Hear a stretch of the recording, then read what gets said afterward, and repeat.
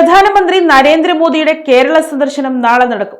3 മണിക്കൂറിൽ താഴെ മാത്രം നീളുന്ന സന്ദർശനത്തിനായി വെള്ളിയാഴ്ച രാവിലെ 10 മണിയോടെ അദ്ദേഹം തിരുവനന്തപുരം വിമാനത്താവളത്തിലെത്തും. തുടർന്ന് വിമാനത്താവളം മുതൽ പുത്തരിക്കണ്ടം മൈതാനം വരെ നീളുന്ന റോഡ് ഷോയിൽ അദ്ദേഹം ജനങ്ങളെ അഭിവാദ്യം ചെയ്യും. തുടർന്ന് പുത്തരിക്കണ്ടം മൈതാനത്ത് നടക്കുന്ന ചടങ്ങിൽ കേരളത്തിന് അനുവദിച്ച 3 അമൃത് ഭാരത് എക്സ്പ്രസുകൾ ഉൾപ്പെടെ 4 ട്രെയിനുകളുടെ ഫ്ളാഗ് ഓഫ് കർമ്മം പ്രധാനമന്ത്രി നിർവഹിക്കും. നാഗർകോവിൽ, മംഗളൂരു, തിരുവനന്തപുരം താമ്പരം, തിരുവനന്തപുരം നോർത്ത്, ചല്ലപ്പള്ളി എന്നീ അമൃത് ഭാരത് എക്സ്പ്രസുകളും ഗുരുവായൂർ, തൃശൂർ പാസഞ്ചറുമാണ് നാളെ ഫ്ളാഗ് ഓഫ് ചെയ്യുന്നത്. ഇതിനൊപ്പം തിരുവനന്തപുരം നഗരത്തിന്റെ വികസന രേഖയും ചടങ്ങിൽ കൈമാറും.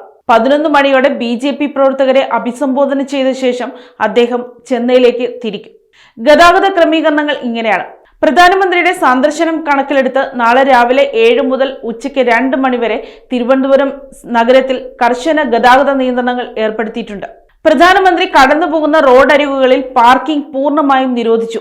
രാവിലെ 10 മുതൽ 11 വരെയും ഉച്ചയ്ക്ക് 12 മുതൽ 1 വരെയും പ്രധാന റോഡുകളിലേക്കുള്ള ഗതാഗതം വഴിതിരിച്ചുവിടും. ശംഖുമുഖം, വിമാനത്താവളം, പുത്തരിക്കണ്ടം, കിഴക്കേക്കോട്ട എന്നീ പ്രദേശങ്ങൾ റെഡ് സോണായി പ്രഖ്യാപിച്ചു. ഇവിടെ ഡ്രോണുകൾ, ബലൂണുകൾ എന്നിവ പറത്തുന്നതിന് കർശന വിലക്കുണ്ട്. നഗര അതിർത്തികളിൽ വാഹന പരിശോധനയും ശക്തമാക്കിയിട്ടുണ്ട്. യാത്രക്കാർ ഈ സമയക്രമങ്ങൾ പാലിക്കാൻ പോലീസ് നിർദ്ദേശിച്ചു. News desk, Kottarakkara media.